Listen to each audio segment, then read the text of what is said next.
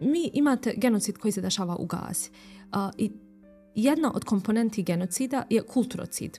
Recimo, meni je to bila jedna od inspiracija da mi u Bosni i Hercegovini radimo nešto upravo na tim simbolima. Zato što imamo, hvala Bogu, slobodu da se izražavamo i na takav način da dajemo podršku kroz... Da mi apsolutno smo slobodni da pokažemo tu zastavu, da nosimo kufiju ili bilo koji simbol Palestine i bili su privođeni više puta i onda je jedan od njih počeo da crta lubencu. Bilo im je zabranjeno da crtaju zastave, pa su onda počeli da crtaju lubencu i onda im nije bilo jasno zašto. I onda kad pogledate stvarno lubenca ima sve boje zastave. Jednostavno humanitarna katastrofa koja tamo vlada i načini blokade da uopšte dopremite bilo kakvu pomoć su nevjerovatni. Jednostavno pomoć ne ulazi nikako i onda vi više ne znate kako da pomognete. Jer u nekim dijelovima ni novac ne vrijedi ništa. Kad vam se neko zahvali za tu vašu malu i zaista osjetite tu zahvalnost što ste pružili, što ih niste zaboravili, to je nešto što nas zapravo motiviše. To je nešto što nakon svega, nakon svih godinu dana mi vidimo da je to vrijedilo. Mi smo vidjeli ljude koji nose svoju djecu u vrećama za smeće. Vidjeli smo djecu koja skupljaju rasute dijelove tijela svojih roditelja. Vidjeli smo žive ljude koji gore. Događaji koji su van nas, koji su nepredvidivi, koji se jednostavno dešavaju svaki dan u svim našim životima, mogu da se pretvore u traumu. Empatija ima svoju, njena svrha je pozitivna i može biti pozitivna, ali može biti destruktivna. Dakle, ako se dovedemo u situaciju da zapravo ne poduzmemo nikakvu akciju, nego samo ostanemo na tom emocionalnom nivou, onda smo napravili kontraefekat. Dakle, to može biti i destruktivno po nas same. Kad se ubije jedan novinar bilo gdje u svijetu, reakcija čitavog svijeta je ogromna. Danas, do ovog dana u Gazi je ubijeno 201 novinar.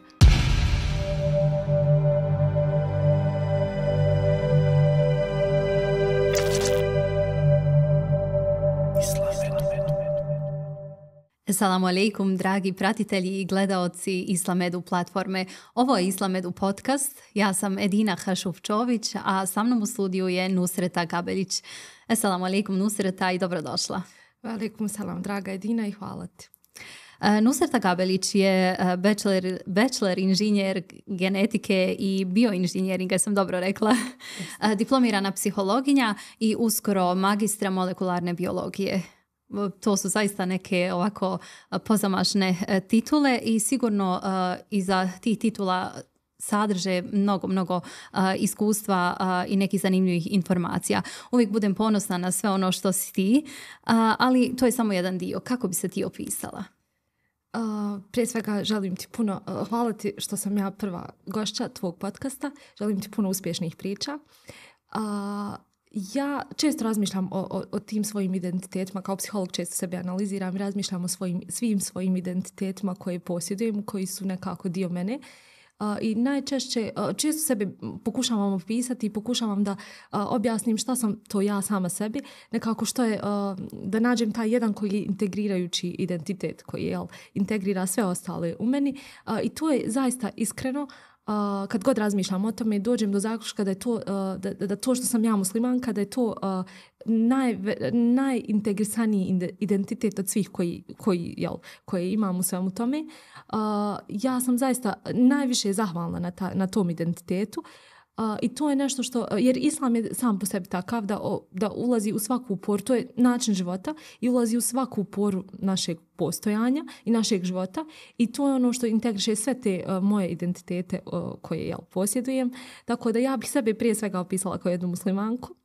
Osim toga, ja sam zaista ponosna i što sam Bosanka i to je jedan dio koji je meni posebno bitan u svemu tome. Osim toga, kao što si rekla, ja sam i diplomirani psiholog i diplomirani inženjer genetike i bioinženjeringa. To su nekako dva različita svijeta koje pokušavam nekako integrisati u jedan.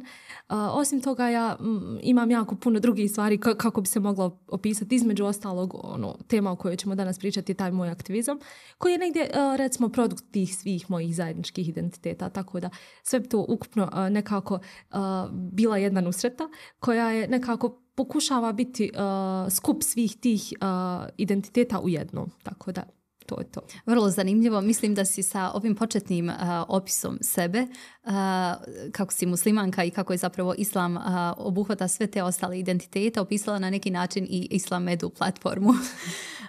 Hvala ti na dijeljenju tih identiteta. U odabiru današnje teme tebe sam se prve sjetila. Ono o čemu želim da razgovaramo je svoj angažman i podrška za Palestinu i palestinski narod. Poseban je bereket u džematu i djelovanju kao grupa.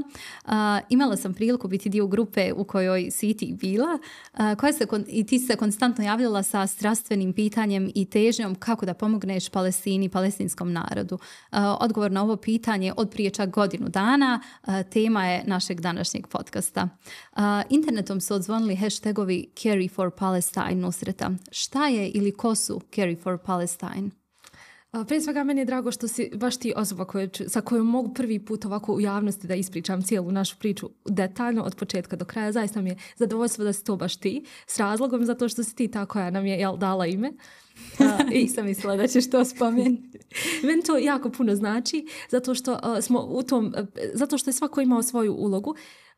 I tvoja uloga je bila da nam daš ime i meni to jako puno znači jer mi je to ime koje smo dugo tražili. Jedno mjesec dana smo tražili samo ime i nismo ga mogli nikako naći. Ti si bila ta koja ga je dala i danas mi je baš zadovoljstvo da s tobom o tome mogu da pričam. Carry for Palestine je ja bih rekla, jedan pokret. To je pokret koji je nastao u oktobru prošle godine, 7. oktobra. Zapravo je stvarno nastao 7. oktobra. 7. oktobra ja sam bila na jednom izletu sa svojom prijateljicom Palestinkom koja je rođena u Gazi, koja je cijeli svoj život, odnosno veći dio svog života provela u Gazi, a u Bosni živi već duži jedan vremenski period, nekih 7-8 godina. I mi smo bile zajedno 7. oktobra i cijeli dan smo nekako pratile te događaje koji su. Zapravo pratile smo sve informacije koje dolaze iz Gaze taj dan i naravno i u tom periodu koji je kasnije dolazio. Mi smo zajedno nekako pratile te sve stvari i obje smo nekako bile svjesne da to što se desilo 7. oktobra zapravo će imati nekako neki, recimo, generacijski utjecaj, da to nije nešto što će efekti tog 7. oktobra će se generacijski osjetiti, da to nije nešto što će trajati par dana. I upravo zbog toga mi smo bile svjesne da mi moramo nešto da učinimo. I u narednim danima, u danima poslije 7. oktobra kad su iz Gaze zapravo dolazili video materijal koji je bio užasavajući. Te sve scene koje smo mi vidjeli, nekako smo zajedničkim snagama, radili smo na projektu, na jednom zajedničkom projektu i onda smo zajedno provodili dane u narednim danima. Provodile smo te naredne dane zajedno i svaki dan smo nekako satima razgovarale o tome šta mi možemo da uradimo, šta treba da uradimo. Najljepši dio ove cijele priče Carry for Palestine je zapravo meni to što je priča počela Kur'anom, nije završila Kur'anom. Dakle, mi smo zajedno, i ti i ja i sve ostale djevojke, naša jedna prijateljica je napravila Viber grupu da mi učimo Kur'an, jer to je bio nekako prvi odgovor, nekako prvo što nam je palo na pamet da mi možemo da uradimo i da sjednemo i da učimo Kur'an. I mi smo imali Viber grupu, ne znam koliko, 40 djevojaka i mi smo zapravo sve, to je meni jako bitno da mi počnemo Kur'anom.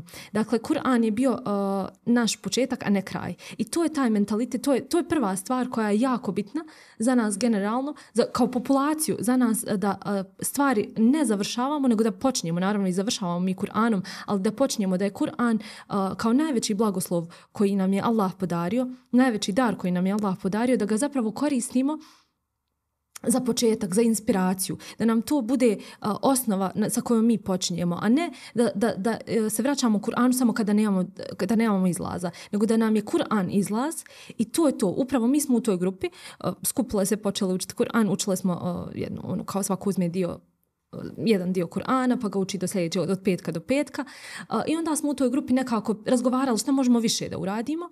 Upravo poslije svakog odučenog, ne znam, je li bio džuz ili dijela Kur'ana, trudili smo se da pročitamo prijevod i taj prijevod nas je inspirisao i svaki put je imao utjecaj na nas. Dakle, tu svoju bol koju smo, pričat ćemo naravno kasnije i o traumi, ali recimo ta bol koju smo osjećali smo je nekako ublažavali Kur'anom i upravo nakon svakog tog proučenog Kur'ana imali smo osjećaj da upravo taj dio Kur'ana koji smo proučili je imao takav efekat na nas i da nam je bio inspiracija za dalje. I svaki put upravo te ajete Kur'ana koje smo pročitali su bili to ti koji smo trebali da čujemo.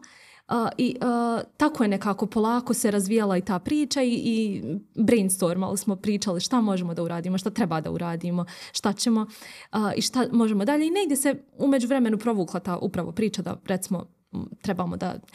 To je bilo zaista jako puno raznih ideja šta trebamo, kako možemo. Imali smo razne ideje i nekako smo nadošli na to da radimo neke cekere, da radimo neke printove zapravo. I onda sam ja nekako dugo razmišljala šta je najkorisnije, šta je nekako najbolje na što da printamo, šta je nekako najizvodljivije.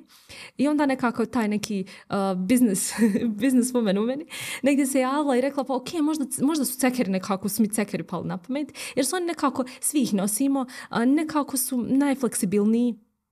Mi smo naravno imali ideju da printamo majice i da radimo, radili smo čak i stikere i lijepili smo ih po gradu i svašta nešto, ali upravo nekako su cekeri zapeli, tu smo negdje zapeli kod cekera i onda recimo u narednih mjesec dana od 7. oktobra, znači ja govorim o periodu poslije 7. oktobra, narednih nekih mjesec dana, mi smo svaki dan brainstormali ideju i zapravo mi smo došli do zaključka da je, želimo da radimo, da energiju koju trošimo da ona bude...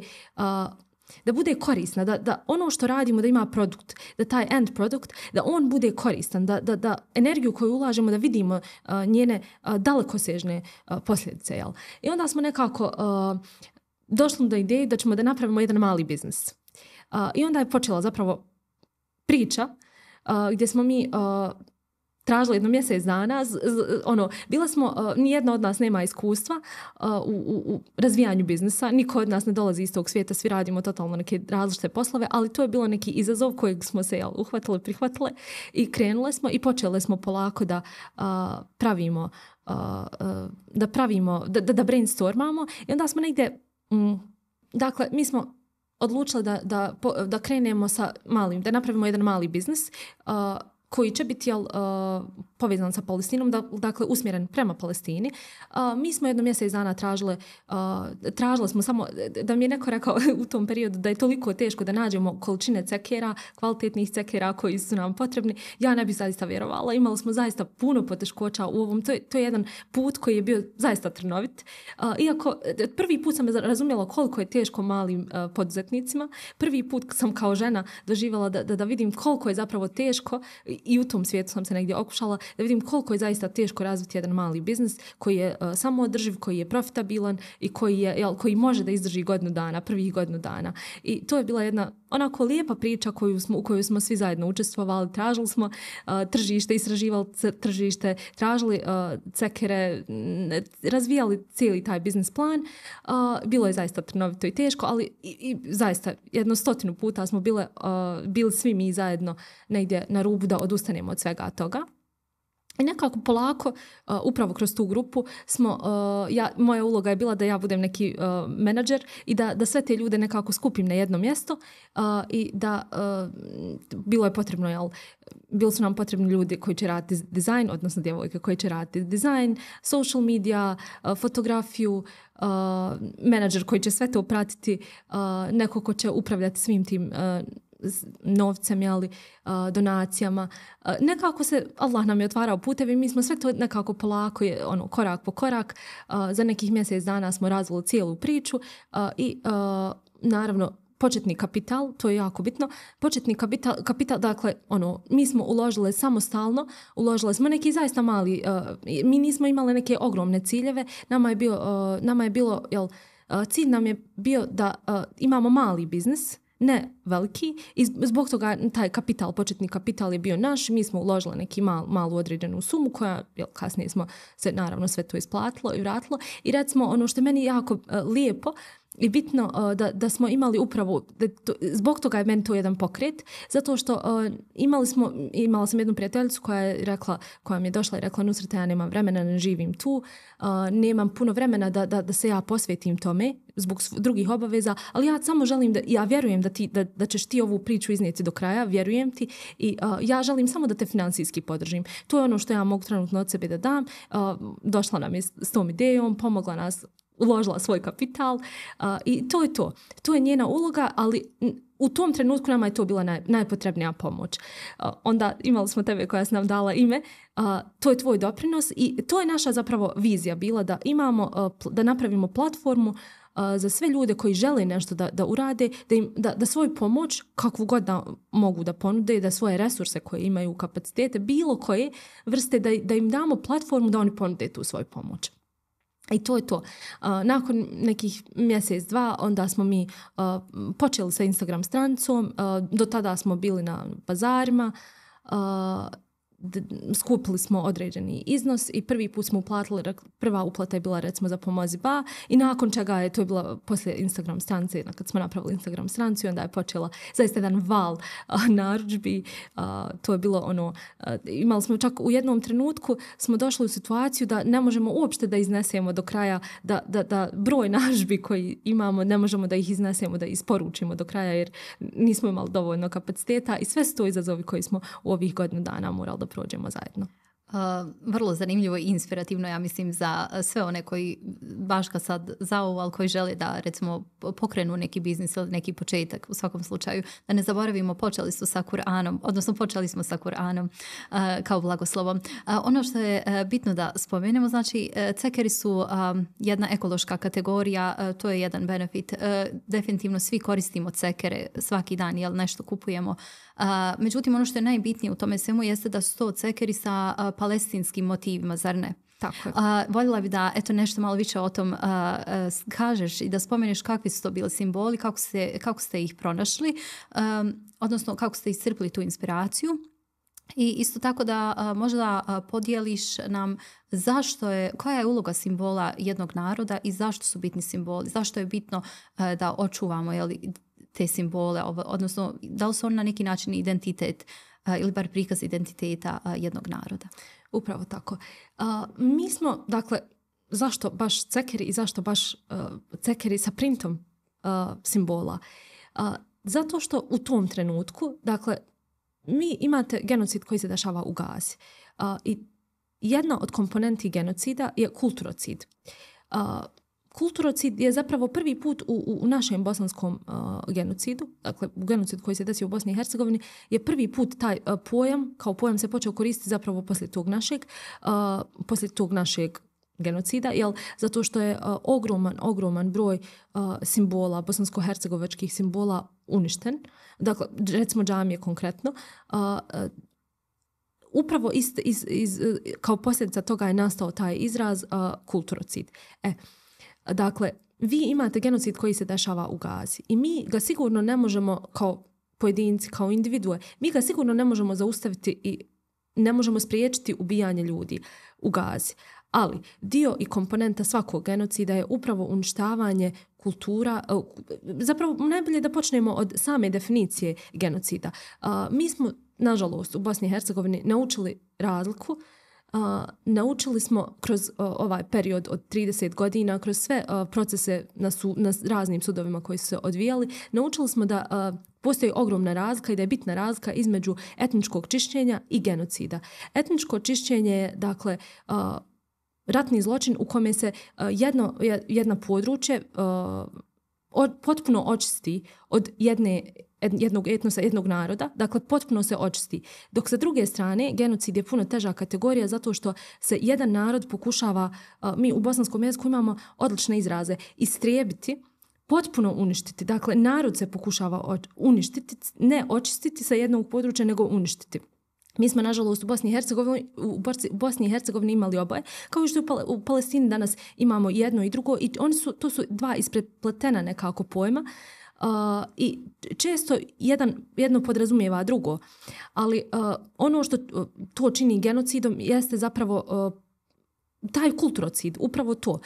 Pokušavanje da vi očistite jedan narod sa lica zemlje i da ga uništite skroz, podrazumijeva i uništavanje kultura, uništavanje kulture jednostavno, ili zanemarivanje, ili tih upravo simbola. Dakle, sve što podsjeća na jedan narod, to je sistematski. Dakle, to nije nešto što se radi slučajno, nego to je osmišljen sistematski plan za uništenje jednog naroda i između ostalog vi uništavate simbole jednog naroda. Sve ono što čini identitet, kad smo govorili o identitetu, vi uništavate sve ono što čini identitet jednog naroda. Osim što biološki i fizički uništavate narod. Ako mi ne možemo zaustaviti ubijanje, biološko ubijanje ljudi, mi možemo zaustaviti taj kulturocid. Time što ćemo promovisati simbole, time što ćemo mi da zaštitimo simbole. Jedna od inspiracija ili motivacija za mene lično su bili ti videi isto u tom periodu koji su dolazili recimo iz evropskih zemalja, konkretno recimo iz Njemačke, gdje recimo mlade ljude, to su zaista mlada omladina koja nosi ne znam, kufije ili samo zastavu palestinsku zastavu. Palestina je priznata, međunarodno priznata država koja ima svoju stolicu u UN-u. Dakle, samo zato što nose zastavu su bili privođeni. Recimo, meni je to bila jedna od inspiracija da mi u Bosni i Hercegovini radimo nešto upravo na tim simbolima. Zato što imamo, hvala Bogu, slobodu da se izražavamo i na takav način da dajemo podršku kroz... Da mi apsolutno smo slobodni da pokažemo tu zastavu, da nosimo kufiju ili bilo koji simbol Palestine. Čak i, recimo, danas najpoznatiji slogan From the river to the sea je zabranjen u Njemačkoj. A on zapravo nema veze, mislim, način na koji se danas razumijeva i razlog zašto je on zabranjen, nema veze sa nekakvim zlom namjerom prema Izraelu, nego zapravo, ako se vratimo zaista historijski kada je prvi put upotrebljen, on je bio upotrebljen da se objasni, da se zapravo fizički predstavi taj plan velikog Izraela, from the river to the sea. Dakle, prvi put je upotrebljen od sionističkog režima i samo su onda nekako Arapi kasnije nekako interesantno dodali još to Palestine will be free. Zapravo kao kako sad da to kažem? Kao payback neki. Da. Feedback. Da, kao otpor. Zapravo, da, otpor je prava riječ. Dakle, otpor tom pokušaju da se stvori taj veliki Izrael. Upravo zbog toga mi smo odlučili da radimo cekere sa palestinskim simbolima. Ako ne možemo zaustaviti genocid, mi možemo zaustaviti taj kulturocid. Možemo, barem mi, da ovdje nosimo te simbole ponosno i da ih očuvamo i da pokažemo da taj narod ovdje može da održi, da postoji. Jedan od tih simbola, definitivno najfrekventniji, vjerovatno kod mnogih pojedinaca, jeste lubenica. Jeste, tako. Koju ti nosiš na svojoj duksterici i istovremeno na duksterici koju ja nosim je ovdje pres, simbolično ja sam pres trenutno. Štampate palestinske simbole i na dukstericama i iz tog razloga Nusreta nas je počastila ovim dukstericama kako bismo ujedno i predstavili Carry for Palestine. Tu imamo i ceker, voljela bi da ga pokažeš, mislim da bi bilo zanimljivo. Znači, to su ti neki simboli, maslina svakako. Tako je. Dakle, tako je. Ovdje ima jako puno, izabrala sam namjerno ovaj zato što predstavlja negdje zaista ima jako puno simbola, mada imamo raznih dizajna i raznih simbola. Ovaj koji sam ja odabrala, zapravo recimo na njemu imamo i limun i maslinu, kufiju, dakle paterne kufije i mapu. I imamo jednu malu zastavu. I imamo taj slogan From the river to the sea. Upravo tako, na njemu nekako je sve obuhvatan. Da, to su sve zapravo, znamo da je Palestina i zemlja limuna i zemlja maslina i zemlja datula, hurmi i upravo nekako meni najzanimljivije je to što u takvim okolnostima zapravo najčešće nekako najbolji odgovor na takav, kad kažem takav, mislim na stresan, na traumatičan okruženje, zapravo najbolja reakcija na to je nekako umjetnost i nekako kroz umjetnost je po meni, kao psiholog često to kažem, najbolji način da liječimo naše rane je umjetnost. Nekako taj izražaj kroz umjetnost nam daje nam nekako prostora da se liječimo nekako neverbalno. Uvijek mi je bilo zanimljivo ti paterni na kufiji koji imaju svoje značenje. Dakle, svaki od njih ima svoje posebno značenje i domišlja to zapravo tog naroda da štiti, recimo, kao što se rekla, lubencu. Zapravo, priča o lubenci često ljudi ne znaju pa me pitaju šta znači, zašto lubenca. Ispriča je. Zapravo priča počinje možda nekih 80-ih ili 90-ih godina, stvarno nisam sigurna, ali dva palestinska umjetnika su, u to vrijeme naravno bilo zabranjeno, apsolutno, ne da je zastava bila zabranjena, nego boje sa zastave su bile zabranjene da se bilo gdje pojavljuju. A ako ste gledali video, često ste primijetili koliko je zapravo ta street art ili ta umjetnost na ulicama izražena i to je jedan vid otpora koju Palestinci obilato koriste i to je nešto što se meni onako jako sviđa. Dva palestinska umjetnika su zapravo bila privođena više puta zbog crtanja samo zastave ili su radili neke grafite ili radili su tako neke simbole, crtali na zidovima i bili su privođeni više puta i onda je jedan od njih počeo da crta lubencu. Bilo im je zabranjeno da crtaju zastave, pa su onda počeli da crtaju lubencu i onda im nije bilo jasno zašto. I onda kad pogledate, stvarno lubenca ima sve boje zastave i ona je zapravo, osim toga Palestina je i zemlja lubenica, osim zemlja lubence gdje se uzgaja, proizvodi lubenca kao i masline.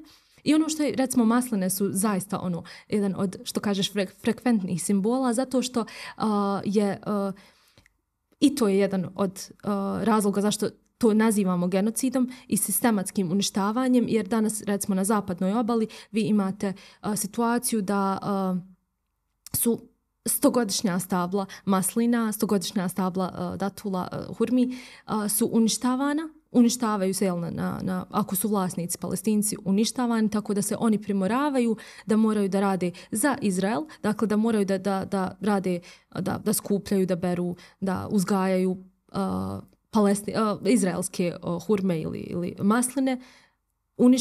Uništava se sistematski, se uništava ekonomija Palestine da bi se i ti ljudi su primorani da preživjeli, da rade za Izrael i naravno to profitira Izrael. Tako da to je zaista jedan složen i sistematski način da se uništi jedan narod.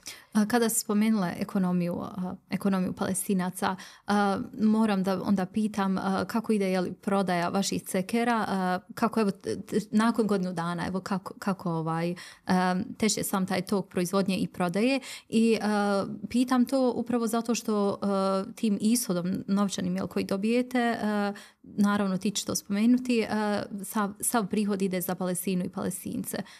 Tako je. Dakle, mi smo, zaboravila sam da spomenem, da objasnim cijeli koncept. Naš koncept je takav da, osim recimo tih simbola i to je nošenje, to je neka prvobitna ideja. Zapravo ovako, Caring for Palestine prije godinu dana i danas je evoluirao. Dakle, priča je počela, ali je ona u međuvremenu puno narasla. Dakle, narasli smo i malo smo i promijenili i koncept i ideje, ali vizija ostaje ista.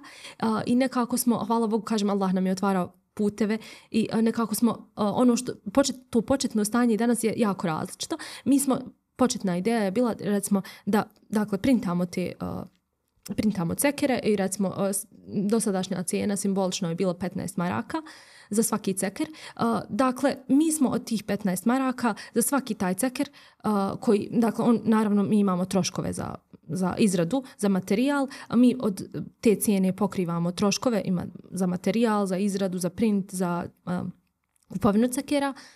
Mi ih ne proizvodimo, često ljudi misle da ih proizvodimo, jer mi ih ne proizvodimo jer pokušali smo i na taj način, ali nemamo kapaciteta da to radimo, da ih mi šijemo, nego kupujemo i onda recimo od tih 15 maraka mi pokrijemo troškove za materijal koji koštaju, ne znam, 7, 8, 9, 10 maraka, zavisno i od dizajna i od svega i sve što je ostatak, sve što je profit, sve što je profit. Dakle, prvo je cilj da nam biznis bude profitabilan, a sve što je biznis mi zapravo skupljamo i doniramo za Palestinu. Dakle, kao što sam spomenula, prva donacija, recimo negdje veća donacija bila za Pomozi Ba. Mi imamo naše partnere i jedan od najvjernijih naših partnera je Pomozi Ba i to nam je najviše na povjerenju kod ljudi. Pokušavamo da doniramo tamo gdje ljudima kojima najviše vjerujemo i naravno naš najvjerniji partner je Pomozi Ba, ali osim toga mi smo bili u razgovoru s njima i vidjeli smo da i njihovi, nažalost, jednostavno situacija, to je posebna tema, situacija trenutno u Gazi, humanitarna jedna katastrofa koja, ja mislim da nije viđena poslije Drugog svjetskog rata, možda i duže. Jednostavno humanitarna katastrofa koja tamo vlada i načini blokade da uopšte dopremite bilo kakvu pomoć su nevjerovatni. I onda mi imamo, jer rekla sam u našem timu, mi imamo i Palestinke i Bosanke, imamo pola Palestinke, pola Bosanke, imamo zaista nekako raznovrstan tim. Mi smo, na početku smo nekoliko puta poslali preko našim partnerima, našim prijateljima koji imamo u Gazi, poslali smo im novčanu pomoć i onda su oni na licu mjesta distribuirali tu pomoć. Recimo, na početku je to bilo kroz vodu, čini mi se 10.000 litara vode ili tako nešto je bilo na početku. I onda nekako zaista trudimo se da skupljamo taj novac i da ga što prije, naš cilj je da pošaljemo, da dopremo do ljudi kojima je pomoć najpotrebnija. Kao što sam rekla, humanitarna katastrofa tamo je nevjerovatna. Dakle, to su razmjeri koji mi zapravo ne možemo uopšte da razumijemo. Ali bez obzira na to, naš cilj je da dopremo do onih kojima je pomoć najpotrebnija. Zaista smo se trudili na sve moguće načine, ali je jako teško zato što je svima pomoć potrebna. Potrebno je na svim frontovima da budemo i vi više ne znate gdje je pomoć potrebnija. I mi smo onda odlučili da promijenimo taktiku, da se udružimo sa drugim organizacijama. Recimo imamo prijatelje, skoro nedavno sam dobila jedan video koji me baš onako potresao. Poslali smo pomoć preko jedne naše prijateljice iz Luksemburga, poslali smo pomoć direktno u Gazu i ta pomoć da bi došla u sjevernu Gazu gdje je zaista najgora moguća situacija što se tiče hrane. Dakle, vi imate, Gaza je široko područje i to je jako ogromno. Zapravo, površinski to i nije veliko mjesto. Dakle, površinski ne znam, čini mi se da je nijedna prosječna bosanska opština, dakle ništa veliko, ali je naseljenost 2,5 miliona ljudi živi na jako malom području i oni su ispresjecani, dakle taktika ratovanja je takva da su zapravo ispresjecani putevi i dakle ljudi su odvojeni u zone. I u različitim zonama različite potrebe su drugačije. I pomoć koja ulazi do nekih prvih 6 mjeseci smo imali kako se kaže, pomozi mi,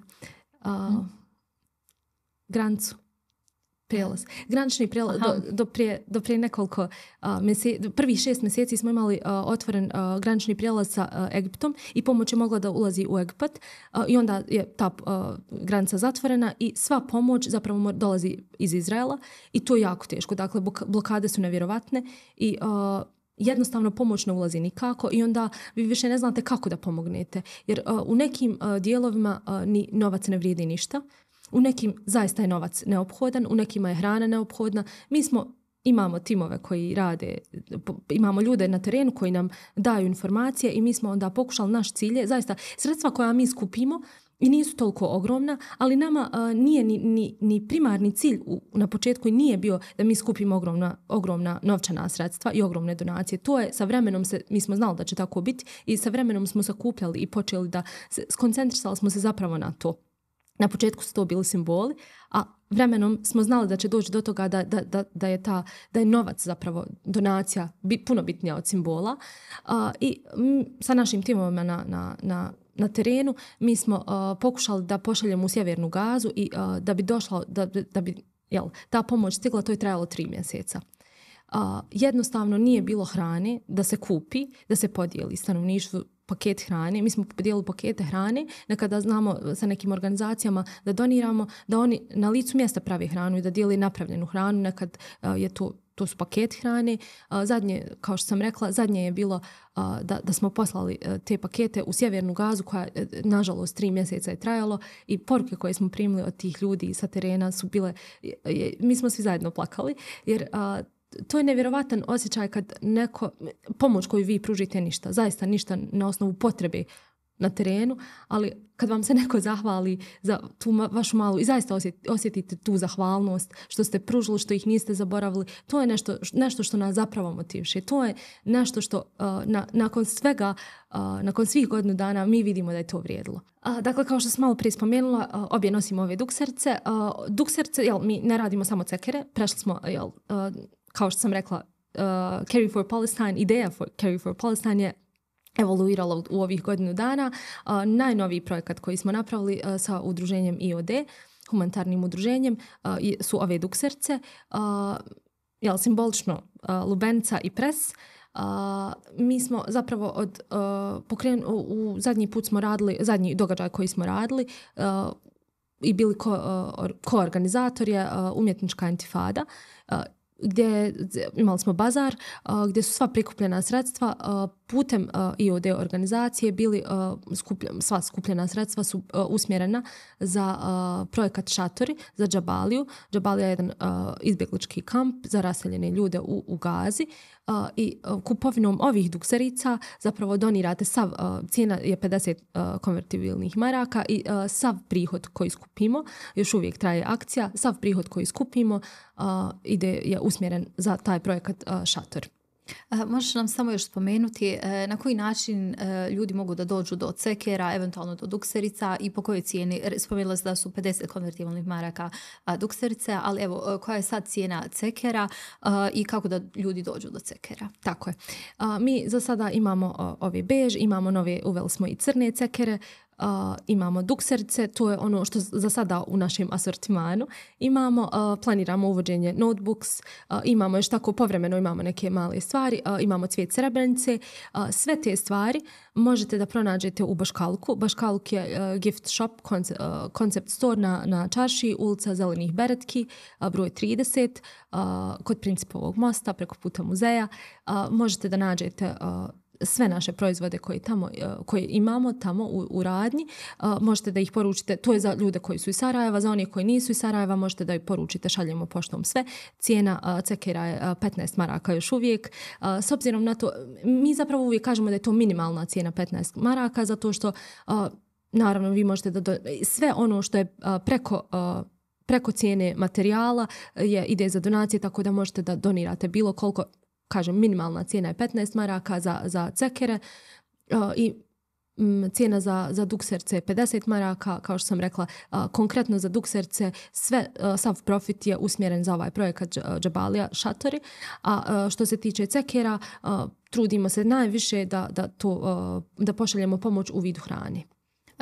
Online vas mogu naći na vašoj Instagram stranci Carry for Palestine. Tako je. Carry for Palestine samo imamo Instagram, nemamo Facebook. Možete nas zapratiti i to je to. Ljudi su nakon 7. oktobra počeli masovno konzumirati medijski sadržaj koji se kreira na palestinskom tlu. Postali smo svjedoci genocida i etničkog čišćenja Palestine, odnosno palestinskog naroda. Prizor u kojem nakon buđenja gledamo scene tek rođenih beba u bombardovanim bolnicama, a pred spavanje gledamo izgladnjele ljude kojima je zavrnuta ili ukinuta pitka voda, nesumnjivo nisu normalni prizori. Kako se ovi prizori reflektuju na ljudsku psihu, na ljudsku vjeru i konkretno na ljudsku svakodnevnicu? Tako je, ono što smo mi vidjeli na početku, što gledamo svih ovih godinu i više, su nevjerovatni prizori. To je nešto što nas je, ja mislim, sve kolektivno, generalno kao ljude promijenilo iz temelja. Barem ja mogu u svoje lično ime govoriti da ja više nikad neću biti ista osoba kao prije 7. oktobra, zato što ono što smo vidjeli, mi smo vidjeli ljude koji nose svoju djecu u vrećama za smeće.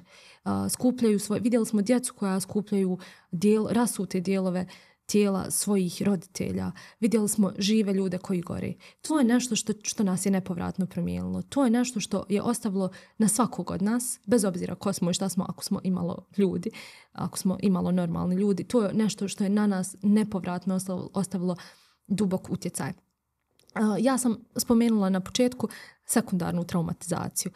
Dakle, sekundarna traumatizacija je bio, rekla sam, to je nešto što nas je motivisalo sve. Ja sam to primijetila zapravo, tako je počela cijela priča, jer sam ja to nekako primijetila oko svih svojih, na sebi prije svega, a i oko svih svojih prijatelja.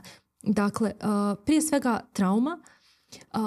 Trauma je nešto što je u psihologiji jako, jako često korišten termin. To je, čak mogu da kažem, overly used, prekomjerno i kad treba i kad ne treba ga koristimo. Trauma je individualni odgovor. Dakle, trauma je dakle, imamo neki događaj koji je traumatičan, težak, ogroman i poslije tog, dakle, desi se neki događaj koji je ogroman, emocionalno težak, kao što evo recimo, ili su to ratovi, ili to, ali to ne mora da bude, dakle, imamo zapravo ovako, najbolje da počnemo s tim da imamo individualni odgovor na traumu, imamo kolektivni odgovor, dakle imamo kolektivnu traumu. Šta to znači? Dakle, individualna trauma se dešava svima nama. Mi smo, događaji koji su van nas, koji su nepredvidivi, koji se jednostavno dešavaju svaki dan u svim našim životima, mogu da se pretvore u traumu, zato što su toliko emocionalno jaki, toliko su teški za psihički za podnijeti, da jednostavno stvaraju otisak, dakle stvaraju traumu. Trauma nije zapravo, po definiciji, nije ono što se desilo, dakle nije događaj, nego naš način na koji mi odgovorimo. Šta to znači? To znači da ono što je tebi traumatično ne mora da bude meni traumatično. Ono što ja doživim kao traumu ne moraš ti da doživiš kao traumu. U tom smislu mi odgovor na trauma je individualna stvar, ali imamo događaje tipa ratova ili recimo zemljotres, dakle neki kolektivni, neki događaji koji obuhvataju širu masu ljudi. Dakle, jednostavno po svojoj prirodi su takvi da dakle, pod utjecajem, dakle, kad se takav događaj desi, ogroman broj ljudi je zahvaćen takvim događajem. Recimo, imali smo, prije recimo nekih 2 godine smo imali razorne zemljotrese u Turskoj, Siriji i dakle, to je jedan primjer kolektivne traume. Dakle, svako ko se desi, ko se zadesi na takvom području, koji iskusi takvu traumu, jednostavno male su šanse da je iko ostao nezahvaćen tom traumom. U tom smislu mi možemo govoriti o kolektivnoj traumi, ali odgovor na traumu je individualan. Dakle, mi individualno odgovaramo na traumu i različito odgovaramo. Dakle, način na koji ćeš ti odgovoriti nije jednak način na koji ću ja odgovoriti. U tom kontekstu mi imamo i sekundarnu traumu. Sekundarna trauma se najčešće javlja kod pomagačkih profesija. Dakle, kod ljudi koji su ne direktno izloženi toj traumi, nego posredno. Dakle, to su ljudi koji pokušavaju pomoći onima koji su pod traumom ili, recimo, u zadnje vrijeme, evolucijom tehnologije, upravo ovaj način, putem videomaterijala. Dakle, mi smo izloženi sekundarno toj traumi i ona je naravno puno blaža od primarne traume, ali ja sam, kao što sam rekla na početku, to je bila jedna od mojih motivacija da zapravo sam primijetila kod svih nas simptome sekundarne traumatizacije.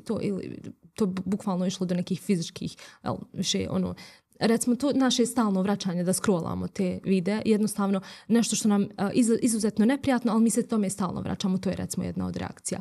Onda recimo nesanica. Ja sam zaista intervjuisala sam ljude oko sebe nekako, volim da jednostavno psiholog u meni to voli da radi, pitala sam ljude kako se osjećaju, stvarno sam pitala ljude, često išla od jednog do drugog, pitala kako se ti osjećaš s ovim.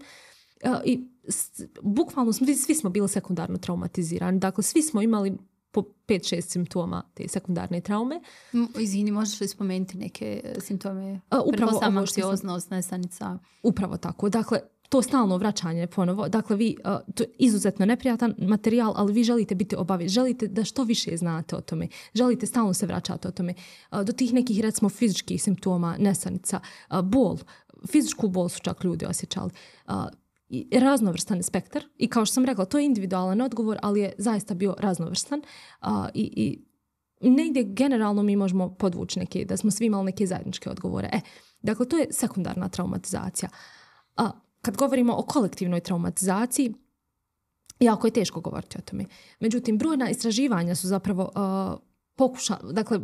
brojna istraživanja koja su usmjerena u tom pravcu. Recimo jedno istraživanje koje je meni lično na nekom mom profesionalnom planu bilo jako zanimljivo. Prečitala sam recimo prije nekih možda čak i 10 godina da su zapravo pokušali da dokažu, odnosno da istraže biološku prenosivost, jer imamo i transgeneracijsku traumu.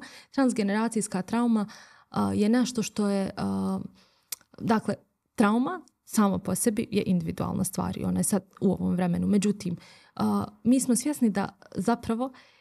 Kako možemo adekvatno odgovoriti na traumu? Kako kao pojedinac, a kako odgovoriti kao društvo? Upravo balans. To je jedno jako teško pitanje. Meni lično je bilo jako teško. Recimo prvih 6 mjeseci negdje sam ja stalno imala neki pad motivacije da radim uopšte ovo što radim, jer mi je sve bilo besmisleno. Dakle, kao što smo rekli, to su prizori gdje vi vidite stvari koje se možda jednom u životu ćete biti u prilici, nadam se, da vidite takve scene. To su scene koje su nevjerovatno teške. Dakle, prije svega, recimo, možda bi bilo dobro da objasnimo pojam empatije. Dakle, mi imamo nešto što se zove kognitivna empatija, imamo nešto što se zove emocionalna empatija. Dakle, i kognitivna empatija znači da mi kognitivno, dakle, misaono, da se možemo staviti u položaj nekog kome je teško, ko prolazi neki izazov i kognitivno to obradimo. Međutim, emocionalna empatija je da zapravo mi osjećamo, da imamo sposobnost da osjećamo ono što druga osoba osjeća. Sad, ta emocionalna empatija je zapravo povezana s tim da mi smo imali možda slično iskustvo i naravno to je individualna stvar, svako od nas ima individualne kapacitete za tu emocionalnu empatiju, ali ako ste neko ko je prošao takve stvari, vi ćete puno ćete biti podložni upravo toj emocionalnoj empatiji prema nekome. A mi kao društvo koje je postgenocidno društvo, kao društvo koje je jako istraumatizirano, koje je prošlo, koje je imalo jako slično iskustvo genocid današnjem iskustvu Palestinaca. Dakle, mi smo samim time podložni za tu emocionalnu empatiju. A emocionalna empatija je nešto što je jako teško za izdržati. Dakle, nešto što je jako opterećujuće.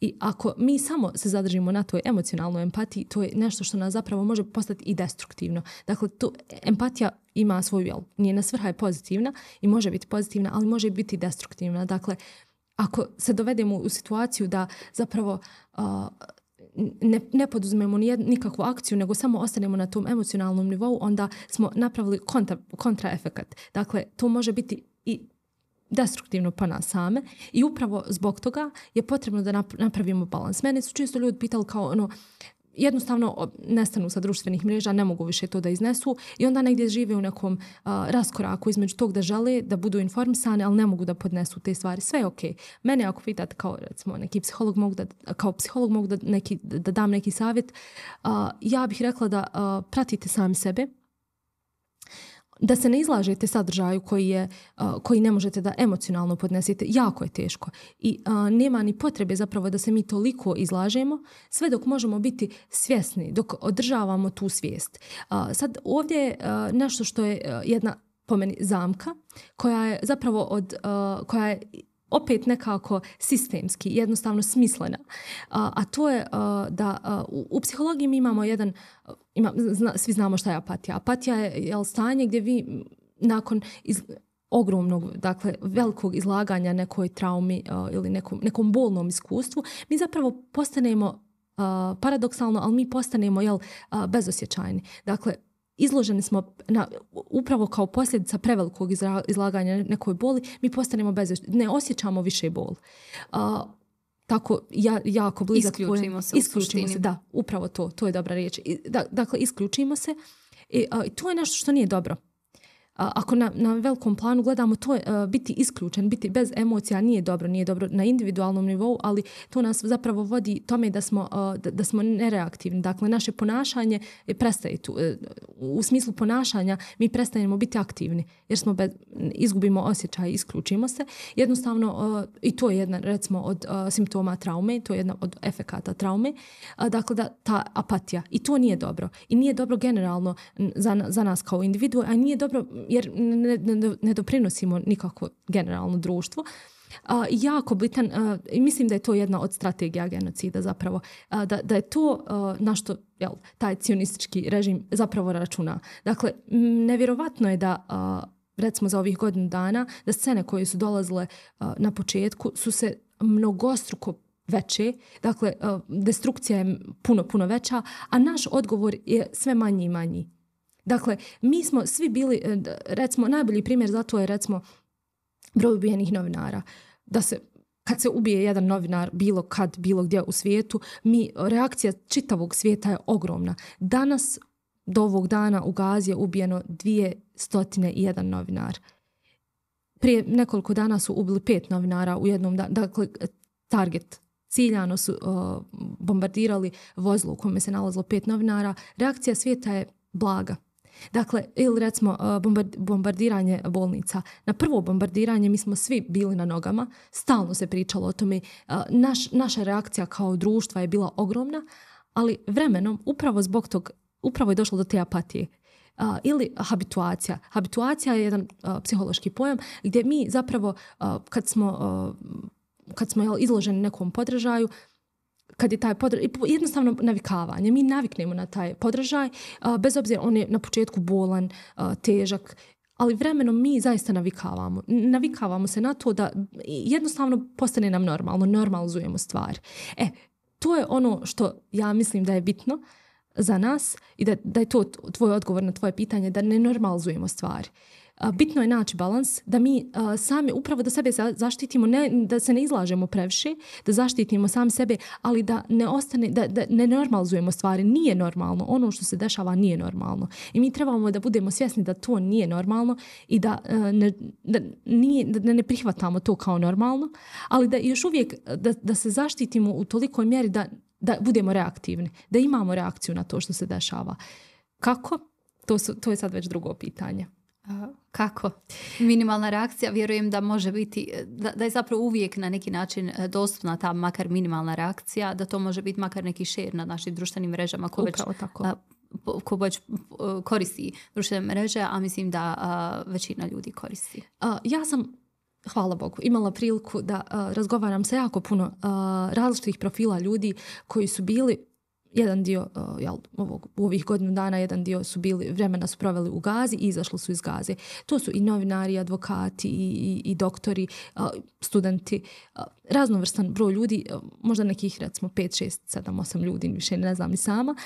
I nekako sve sam ih pitala ista pitanja i feedback koji sam dobila od njih, dakle odgovor koji sam dobila od njih, šta da mi radimo. I to je ono što je negdje meni pomoglo. Rekla sam, prvih 6 mjeseci sam ja stalno imala jednostavno motivacija mi je stalno padala, ali nakon tih razgovora, poslije nekih 5-6 mjeseci sa tim ljudima koji su izašli iz Gaze, mi je nekako zaista sam počela da gledam stvari drugačije i to me nekako ohrabrilo.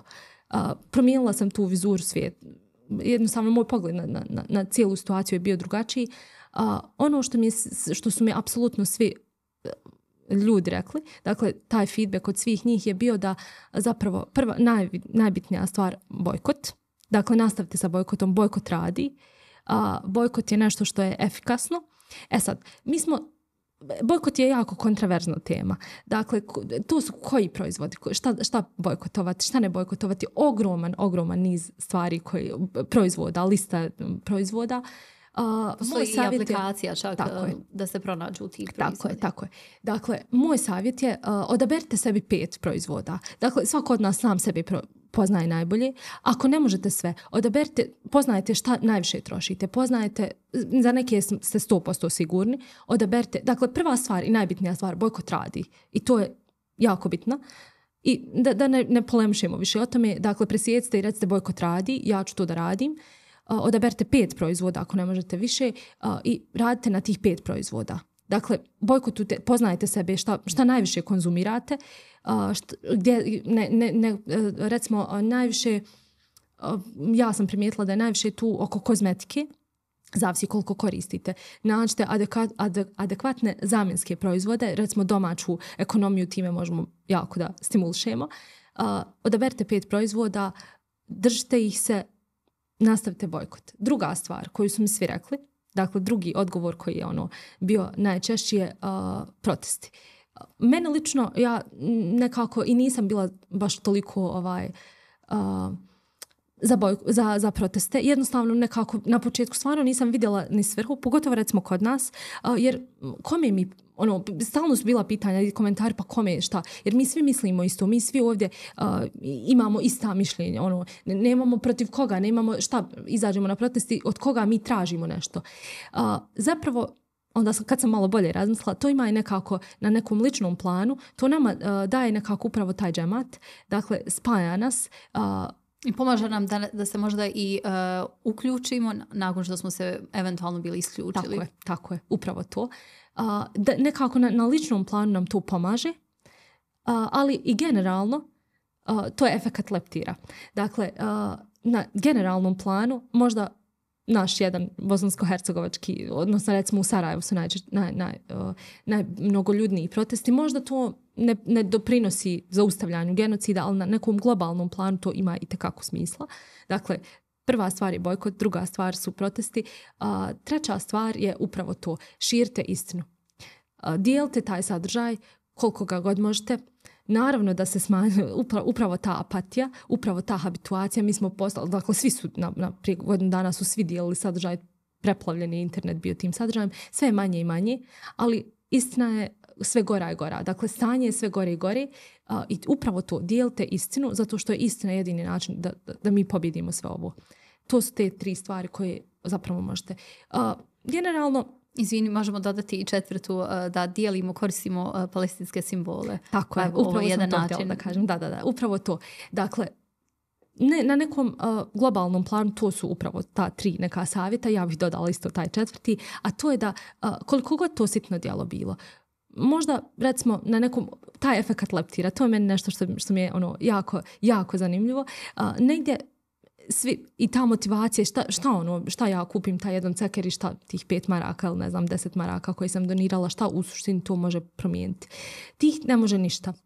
Možda mojih 5 maraka ništa ne može promijeniti, ništa nisam uradila s tim, ali ako ja nisam sama, ako je ogroman broj ljudi koji misle kao ja i ogroman broj ljudi koji rade toliko malo djelo, to zapravo daje jedan efekat. To je skup nas malih pojedinaca, individua. Možda bi bilo prigodno da ispričam jednu priču koja isto negdje na početku na onom brainstormanju u oktobru i novembru koji smo imali.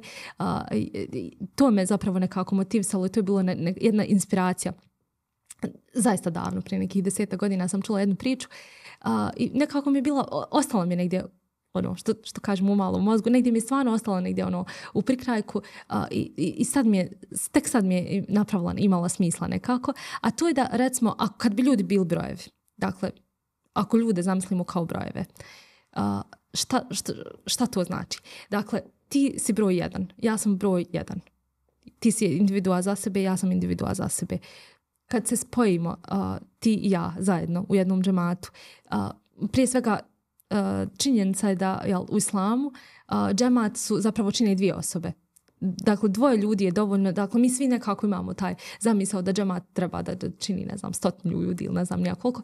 Ne treba. Dakle, džemat su 2 osobe. Dakle, ako se ti i ja udružimo, mi smo jedan džemat. A znamo kolika je vrijednost, recimo, namaza u džematu je puno, puno veća nego individualnog namaza. I tako u svakom dijelu vrijednost namaza i ne samo ta vjerska komponenta u smislu nagrade, nego i u smislu, ja prije svega vjerujem da naš nijet određuje i uspjeh našeg djela. Koliko mi imamo čist nijet, toliko će i naše djelo biti uspješno. Dakle, da se vratim ponovo na priču. Dakle, ako si ti broj 1, a ja sam isto broj 1, mi kad se spojimo, mi nećemo biti 1 plus 1 jednako je 2. Mi ćemo biti 1 i 1 kad se stavi jedno pored drugog je 11. I ako mi dodamo još 3. osobu, to neće biti 1 plus 1 plus 1, 3, nego će biti 1 1,1, što je 111. I to je nekako priča, upravo taj efekat leptira i upravo taj efekat džemata. Dakle, kad se mi udružimo, kad smo mi skupa zajedno kad radimo, puno je produktivnije, puno je veće. Dakle, moj jedan mali doprinos ne znači ništa, ali kad se puno malih ljudi skupi i puno ljudi kupi taj jedan ceker, zapravo mi onda imamo produkt koji je efikasan. Ovo si baš lijepo onako metaforički prikazala i mislim da će biti korisno svima nama. Da se vratimo na Bogdicu, na traumu. Bitno je, spomenula se koliko je bitno znači da se držimo u balansu.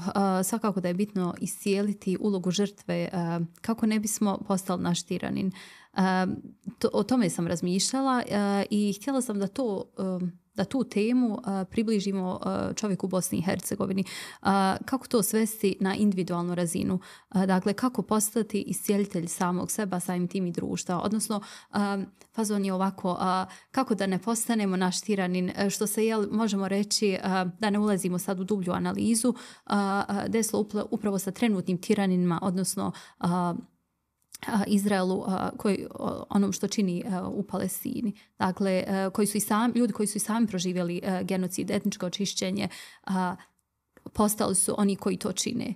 Upravo tako. Dakle, meni je uvijek u životu bilo fascinantno i svima nama, ja mislim, da to što se desilo u Drugom svjetskom ratu, dakle čitava priča o Drugom svjetskom ratu i čitava priča o holokaustu, generalno kad pričamo o genocidu ili kad pričamo o masovnom uništenju jednog naroda, istrebljenju jednog naroda, zapravo uvijek mi je bilo fascinantno kako je moguće da neko ko je prošao takve, ili barem potomci onih koji su prošli toliko strašne zločine, danas postanu isto to.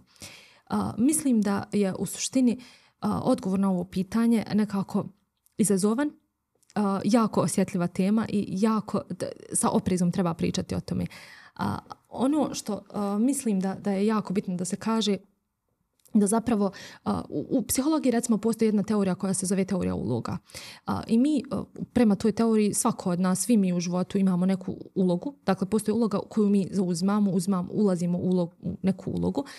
Recimo, uloga roditelja. Ako smo roditelji, mi ćemo ući u ulogu roditelja i bit ćemo roditelji. Šta znači uloga? Uloga prijatelja, uloga supružnika, uloga profesora. Dakle, svi mi u životu ćemo proći kroz te uloge i uzimati, svi mi prirodno uzmamo neke uloge i uloge zapravo definišu odnose među ljudima. Sad, postoji u psihologiji nešto što se zove uloga žrtve. Dakle, sad ne želim da me neko pogrešno razumije, ali šta znači ta uloga žrtve? Ja ne želim da kažem da je biti žrtva loše, ali to uloga zapravo generalno ima neki skup ponašanja koji se podrazumijeva, ako ste u nekoj ulozi, vi imate skup ponašanja koja su karakteristična i koja se podrazumijevaju za tu ulogu. Sad, mi svi poznajemo u životu ljude kojima je stalno neko kriv, koji stalno su oni neke žrtve i stalno im neku nepravdu nanosi i stalno su oni te žrtve. Sad, u neurolingvistici, dakle oblasti koja se bavi utjecajem riječi na emocionalno razumijevanje riječi. Dakle, koji impakt riječ koja se izgovori ima. Dakle, u neurolingvistici trenutno nekako u ovom periodu sve više i više pokušava zamijeniti ta riječ žrtva sa riječu preživjeli. Zašto? Zato što žrtva daje neku konotaciju da ste vi slab, da ste slabi, da ste jednostavno bespomoćni. Da, upravo to, ključna riječ bespomoćnost. Dok uloga riječ preživjeli zapravo znači da ste vi pobjednik. Dakle, sugeriše na to da ste vi preživjeli nešto, da ste vi preživjeli, da ste bolji od toga što se desilo, da ste pobjednik svoje traume. Dakle, kad smo u toj ulozi žrtve, mi smo, dakle, nama je opravdano da radimo što god hoćemo, zato što smo mi u pravu i mi smo ti kojima je nanesena nepravda i nama je odobreno sve. Dakle, sve, zavisno od naših moralnih kriterija i zavisno od našeg moralnog razumijevanja svijeta, nama je dozvoljeno da radimo sve. Nama je dozvoljeno da nanesemo nepravdu drugom u ogromnoj količini, da vratimo nepravdu drugom čovjeku i to nam zapravo, ono što je suštinski odgovor na tvoje pitanje je zapravo da nam to daje prostora da mi zapravo budemo izmanipulisani. Dakle, mi smo, ako smo žrtva, mi smo nekako, imamo poziciju slabe osobe, dakle emocionalno smo slabi. što nas dovodi u situaciju da mi lako možemo biti izmanipulisani, pogotovo jer stanje, to je stanje u kojem smo zapravo mi ugroženi, a čovjek kada je ugrožen, kada se naše tijelo, naš osjeća, dakle, kad se naše tijelo, kad smo mi na bilo koji način ugroženi, kad ne osjećamo tu sigurnost, naš mozak radi apsolutno drugačije, ima potpuno drugačije mehanizme na koji radi i onda mi smo zapravo skloni da zapravo ogroman prostor neko manipuliše s nama. Ja mislim da se to upravo desilo sa tim cionističkim pokretom, dakle da ljude preživjeli ljude koji su preživjeli holokaust, da su upravo izmanipulisani jer su bili slabi. Dakle, u tom trenutku slabosti kao grupa koja je ugrožena su im prava, to je posebna jedna tema. Dakle, takvi kao slabi su zapravo izmanipulisani neprijateljem. I vi ako stalno imate nekog neprijatelja, to se jako blisko je našem mentalitetu i onom što mi danas živimo. Dakle, u toj poziciji kad ste vi ugroženi, kad su vaša prava, kad je vaša egzistencija ugrožena, vi stvarate neprijatelje koji možda postoje objektivno, a možda i ne postoje. I upravo mislim da je to odgovor na tvoje pitanje. Dakle, to je odgovor na moje pitanje kako se zapravo desilo da ljudi od ljudi koji su preživjeli tako grozne stvari, holokaust, postanu tiranini. Kako da se mi zaštitimo, da ne budemo takvi, je da se stalno osvijestimo ko smo, šta smo, da te traume o kojima smo pričali, da ih pozitivno preradimo. Dakle, traume postoje, svi smo traumatizovani, način na koji mi odgovorimo na traumu, on može biti pozitivan, a može biti i negativan. Može biti destruktivan, a može biti i konstruktivan. Dakle, ja mislim da je zapravo odgovor na tvoje pitanje prerada tih trauma.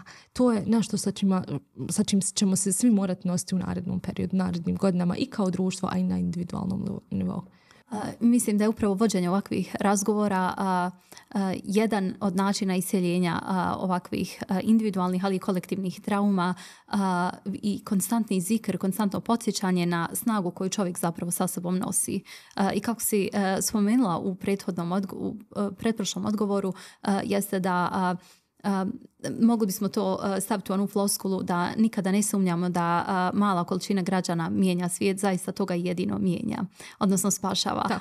I evo, kroz svu ovu priču, a i kroz vaš brand, već možemo kazati, Carry for Palestine, vi to zaista i činite i nadam se da nikad nećete posustati u tom i da će, i nadam se da naravno nekad u budućnosti neće ni biti potrebe za Carry for Palestine. Hvala što si bila sa mnom u razgovoru, što si podijela svoje misli. Definitivno si na mom individualnom planu mnogo djelovala. Hvala vama, dragi pratitelji Islam Edu platforme, i hvala vam što ste bili u ovom podcastu. Assalamu alaikum.